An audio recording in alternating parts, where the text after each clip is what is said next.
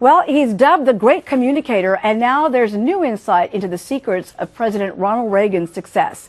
They are recently discovered handwritten note cards President Reagan kept simply in a cardboard box.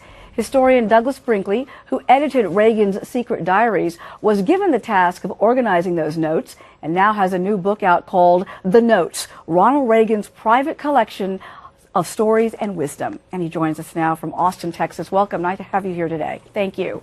Thanks for having me. I appreciate it. This is such an extraordinary find. It really invites people to see a side of Reagan that may surprise so many, because you can see that he sought wisdom from many great leaders, from Thomas Jefferson to Abe Lincoln and even to Mohandas Gandhi.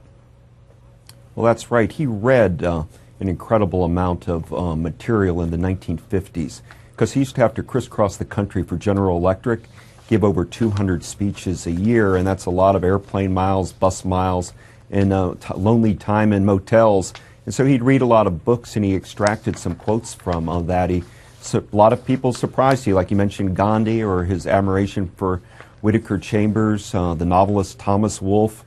But beyond that, he had a great ear for jokes, and wherever he went across the country, he would collect them as if he were Will Rogers or Bob Hope, and he'd scribble these notes on the cards, and then kept a very elaborate personal home system on these note cards, and would eventually end up injecting them in speeches or talk show appearances, and it gave a bit of sparkle to the typical speech on the circuit.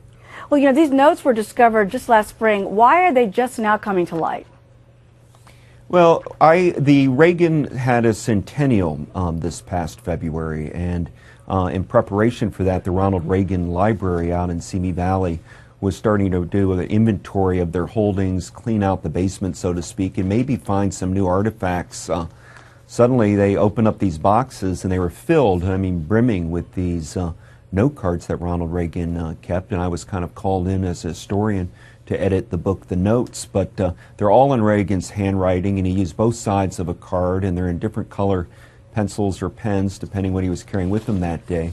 But these became really like ammunition for him. Every morning after he put his suit on, he would then pick what cards he wanted to use for that day, put them in his suit pocket, deal with the speech, and then insert various lines. He tried in a Reagan speech to have both probably two jokes and two bits of kind of some of those reflections, wisdom. Some of those statements, for example, on marriage, work, and family, classic lines like flattery is what makes husbands out of bachelors, and money may not buy you friends, but it will help you stay in contact with your children. It really allowed him to connect with everyday folks in this way.